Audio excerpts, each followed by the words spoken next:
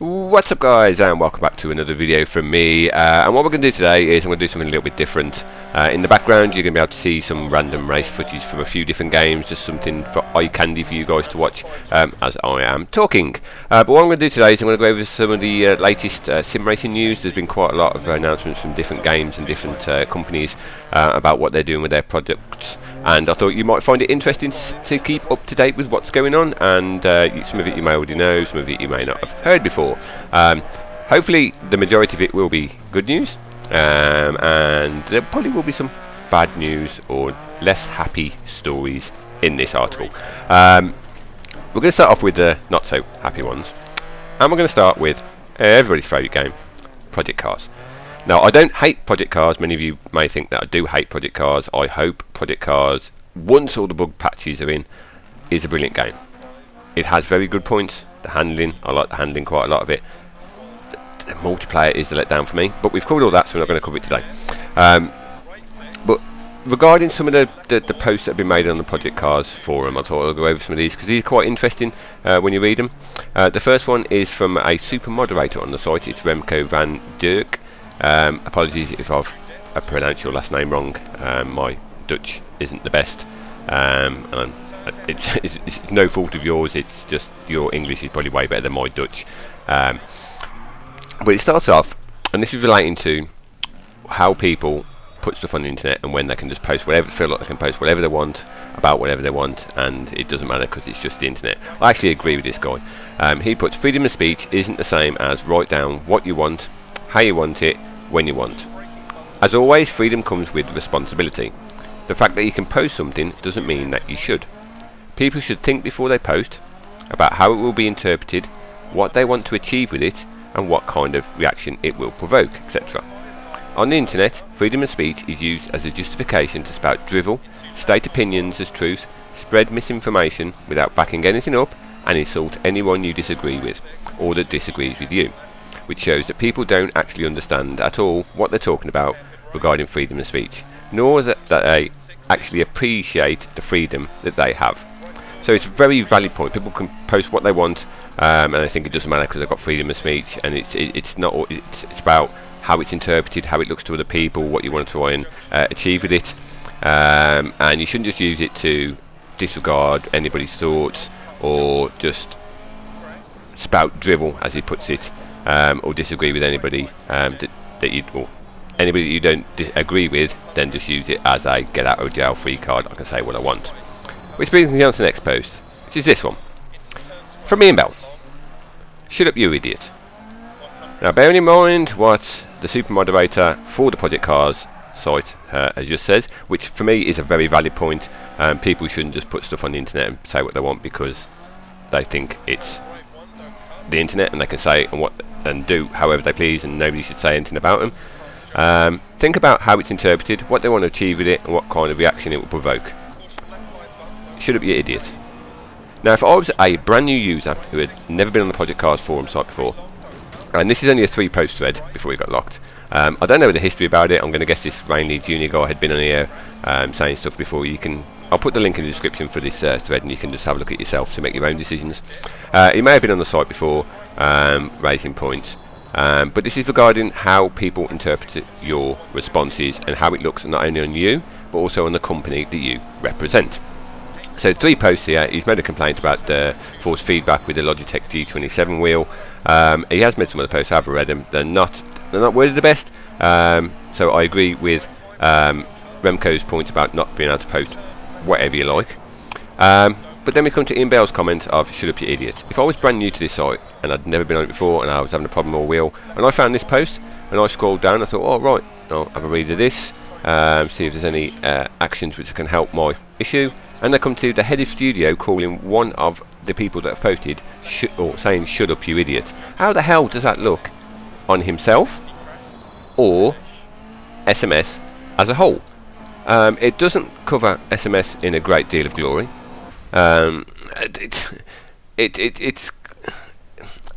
He seems to feel like he can just post whatever he wants because he is the head of studio, when in fact he should be actually listening to Remco's comments and taking that on board. I'm glad there are a few people on the site that actually feel like that, and think you can't just post whatever you want about whatever you want.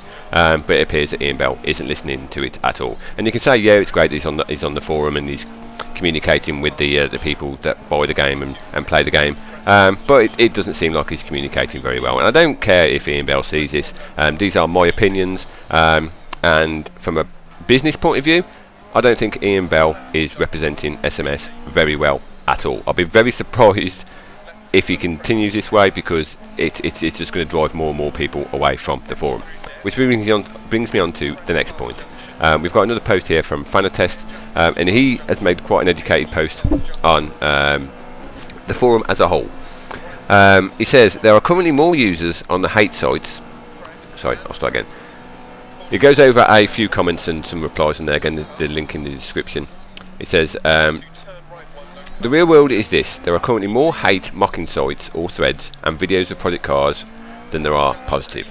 There are currently more users on the hate sites popping up all over than on here, and some have over 250,000 users. Now, I don't know who that relates to, maybe a big YouTuber or whatever. It's definitely not me, but it might be some other forums and whatever. We now have an average between 80 and 350 active users, and almost 1/3 of them are paid members of staff. The main supporters of this game, and to some degree the forums where the idea was born, are now actively posting content mocking, exposing and defaming the game, its creators and its users. This site is now collectively known as Echo Chamber, that's the Project C.A.R.S Forum, because if anyone says anything genuinely negative, it is either attacked or trolled into oblivion by the naysayers. Now this is, if you go back to one of my previous videos about Ian Bell's way he speaks to people on the forum, that actually promotes the "shut up you idiot" comment, actually promotes other people to see it. They'll see that and they go, yeah, that's adequate. The head of studio is saying it, so as soon as anybody else comes on and says anything negative about the game, I'm going to do that as well, because it's okay because Ian Bell said it. The real world is, it's not only the people reporting the bugs and airing their disappointment that will cause its downfall. It is those who blindly deny its faults, and that's what causes the frustration. Some people even deny the known issues SMS themselves acknowledge exist. How do you reason with somebody like that? For example, the official PS4 known issues thread has 101 listed issues, over 100 more to add, and there are only 2 marked as fixed, 8 weeks in. The official Xbox known issues thread here has 68 issues listed, over 100 still to add, and there's only 5 officially listed as fixed. I think what the poster above was saying is prioritise. Get 80 of your best guys on bug fixing Project C.A.R.S 1 now is a high priority. Overtime, bonus, weekends, etc., and take the hit, because your customers sure are. And also engage the community. So take your best bug reporters and ask them to sign an NDA or non-disclosure agreement, and get them to bug test the game. Report bugs with a fully documented replication guide. So this is somebody who's actually thinking of ways that they can help solve the issues with the bugs and put it forward in a positive way. This isn't somebody that's coming on just spouting loads of drivel and saying what he wants. It's actually quite a big post, and it's quite well structured the way he's actually put it together. It says, personally, I have listed over 19 bugs that can be recreated in game. I actually offered it to SMS within a week of launch. It was never followed up. These bugs still exist today, are game breaking, and can still be replicated in the same manner. Even now, many of the bugs I have reported, such as the report made on launch day stating that neutral didn't work in the H pattern shifters, still don't work, still aren't listed in the known issues thread, and yet have been bundled into patch 2.0. After it says, thanks to Ian, after I nagged him to death about it. Once you all do that, you can build upon your foundations. So once they've engaged the community, they can build on their foundations. Users will happily support you, give you their money on the second product because you came through for them. They trust and respect you, they will support you. So if you deliver on the first product, people are much more likely to support you on the second. That's just doesn't apply to games, that applies to anything. If you buy something, an iPad 1, and you have a good experience with it, and iPad 2 comes out, you're going to go, well, I'll buy the iPad 2. It says here, the rest of the team can then begin work on C.A.R.S 2 in the background, while the majority fix the 500 plus known issues between all 3 platforms. The community is reducing at such a rate that I'm legitimately concerned at just how that will pan out when the next game is released, particularly with so many other titles being available at that time. So, when Project C.A.R.S 2 is planned to come out, we'll have Forza 6, possibly Forza 7, Forza Horizon 2 and Forza Horizon 3, possibly GT7, the Rally, of course, all the F1 games, and there's more games en route driving, so they will be out to compete with Project C.A.R.S 2. It then goes on saying, most importantly, we need to stop the civil war. We are stupidly fighting ourselves, and while I understand that people play differently, we need to see that from all perspectives. Everyone needs to understand that we don't use the game the same way as each other, and for some, one bug can completely ruin the entire game for them, and legitimately make it unusable for them. Calling them whiny bitches, etc. is just digging your own grave, as you are actively alienating your own supporters and subscribers. You're working against people on your own team, who just play in a different way. Why does the community find it necessary to jump and attack users when they report a bug? Why must I see one post stating, I have a bug, followed by 8 pages of, no issue here, you sound like a whiny bitch. If it's so buggy, take it back. Go play a simcade, Forza or Need for Speed. You don't know how to play a sim. Those are the sort of replies that you get quite a lot on this. Go back to the Shut Up You Idiot post by Ian Bell. Those posts are what drive other people to do it. And it says, when actually all the guy actually did who made that post that's saying he has a bug, encountered a bug that he can't play. That's his thread, his issue, his space, let him have it. If others experience it, then they can post it too. If not, it's likely just him and therefore not a big deal.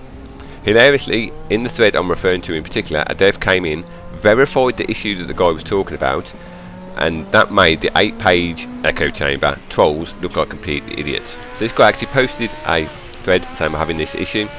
There's about 8 pages of people saying, you don't know, there isn't an issue, shut up, you're just being whinging, take it back. And then one of the mods actually came in and said, yeah, it is a bug, well done, thank you for that. So it kind of goes against what they're doing, but none of those 8 pages of comments that referred to the original poster as a whiny bitch were actually moderated and removed. If you say something negative about the game, it'll be removed. Say something positive, it stays in. Doesn't matter. If you say something negative about a person who's saying something negative, it stays in. It's weird the way it works. It says problem is those type of people who just blatantly badmouth anybody is becoming the majority, and it's the face of the forum and currently speaking the world for us all. So he's made a very good point there, the fact that the forum it's been driven in a way, and I've noticed this because I've been browsing the forum. I don't know how long I'll be browsing the forum for before I get kicked off it, but I've noticed it. The more and more comments you get from people like Ian Bell with shut up you idiot, it then drives other people to do it, and people will get driven away from it, and these people that are getting driven away from it are paying customers, not only in this game but possible paying customers for your next game. Now you're trying to raise, Project C.A.R.S are trying to raise, or SMS are trying to raise $7 million for Project C.A.R.S 2. That's quite a substantial more than the raise for Project C.A.R.S 1. At the moment they're at about 405k I think it is, and 250k of that was put in by themselves. So they've still got a hell of a long way to go. And if people aren't happy with the first product, they won't buy the second product. It's just the way it is. They won't invest in it, and where they're going to get that money from for all that investment, that $7 million, I don't know. I don't even care if they do it, if I'm honest. But that's the interesting news from Project C.A.R.S and a little insight into that. So when we talk about crowdfunding, we're going to go into something else that's going to do crowdfunding now. Reza Sim Racing Bonanza on Indiegogo. It is for Stock Car Extreme. And for those of you that don't know what Stock Car Extreme is, based on a Brazilian stock car racing series, but there's lots of other cars in there as well, lots of single-seaters. And this is probably one of my favourite games on PC, sim racing wise. It is very, very good, and I believe they've just got access to the net coding for the game, which they want to try and develop and add a lot more content into it, and actually improve the game as a whole. So you've got various different ways you can, or different amounts you can pledge, starting from $10 all the way up to where we're going. $2,000 is the maximum level, and you get to go to where was it? A trip to the final race of Stock Car Series from the VIP stands in Interlagos with the Razor crew as well. All travelling and local expenses paid. Now that's actually quite a good deal, because to get from where you are in the world to Interlagos for $2,000 or $2,000, that's actually quite a good price. If you want a holiday to go and watch that and you've got $2,000 to spend, I'd probably take that up. But I've backed them. I've gone with the $35 option, which you get dev forum access, voting rights in the forum, and you get a digital copy of either Formula Truck 2013 or Stock Car Extreme. I went for Stock Car Extreme, and I've given it to my friend who's just got a new gaming PC, so an extra driver on the track. But they've raised $335,000 from 476 people in 14 days. They're trying to get $78,000, and there's already got a list of content on here that they want to try and add into it. Stuff like the Mitsubishi Lancer Cup, the Aussie V8. There's a Copa Montana, which is like an Aussie Ute racing series, which looks mental, and some new tracks and some new physics, and best of all, super trucks, 600 brake horsepower V8 super trucks. So that's going to be pretty good. So if you are a sim racer and you enjoy it, I would hope you would go and make a contribution if you can to these, because these guys are pushing the game forward quite a lot, and it is a very enjoyable game. So if you haven't got it, first of all, don't go to Steam and buy it. Do it this way, because you will get a bargain. You get access to the dev forum for all the build updates and everything, and you'll also get a free copy anyway. Next up is Race Room. They've released a touring car classics packs, which involves the BMW M3 E30, BMW 635 CSI, Nissan Skyline GTR R32, and the Volvo 240 Turbo. Now, Race Room Experience is on Steam. It's free to play. There are a handful of cars that you can use free-wise, but there are also payable or buyable content as well. They use RP, which are Race Room points, I think. I don't exactly know what the conversion rate is to it. I'd much prefer if they actually had the currency here, so I knew what it was. But they got touring classics, World Touring Cars 2014, DTM 1992 cars, 2013 DTM cars, 2014 DTM cars, Group 5 touring, Group 5 cars, ADAC GT Masters. So it's like GT3, loads of tracks on here, and I actually quite enjoy this game quite a lot. Racing wise, it's very, very good. The AI isn't too bad in my experience. I've had some great races with them, and I would highly recommend. They just did a free weekend where all the content was free for a whole 2 days. You can test anything out to try and pull more people into it. But I'm going to try and do some more videos of this, or to do some videos of it in the future if you guys want to see it, because it is pretty cool. For those of you who haven't seen it before, it might interest you, especially the Group 5 cars, which are quite extreme. And then finally, we're going to get on to Dirt Rally, another game that I'm actually quite enjoying. They've had a Tarmac Terrors update, which gave us 12 new rally stages in Germany, 5 new cars, including the new Group B rear-wheel drive and kit car classes, Opel Kadett GT E, Opel Manta, Lancia 037, Seat Ibiza kit car, and a Peugeot 206 Maxi. And there's also new calibration option screens in the advanced wheel settings, which I believe they've updated the force feedback. And from testing it, it actually works really, really well. So I'm going to try and do some more videos of that as well, because that is probably the most challenging game that I have played on the sim. It needs lots and lots of concentration, otherwise you're off into the trees or the crowd or the valley below, one or two. But I'm going to do some more videos of that and try and bring you some of that as well. So that's just a quick update from this. Stay tuned, because I'm going to do some more Forza paints as well. I'm going to do some showcases, because like in the storefront up, there's been a hell of a lot of great painting there, and I'll try and showcase a few of them on my YouTube channel for you guys to enjoy, especially one from Stuzy B, which is an awesome Forza 6 paint, and a few others as well. So stay tuned for that. Feel free to leave me any comments in the video below, guys. Anything I've said in this video are my opinions, and my opinions only. I don't mind if you guys disagree with them. You are more than welcome to. Everybody has their own opinion on many different things. So until the next video, guys, don't forget to hit the like button if you enjoyed it. Subscribe if you're new to my channel, or share it with everybody you know in the whole entire world. And until my next video, I'll see you all soon.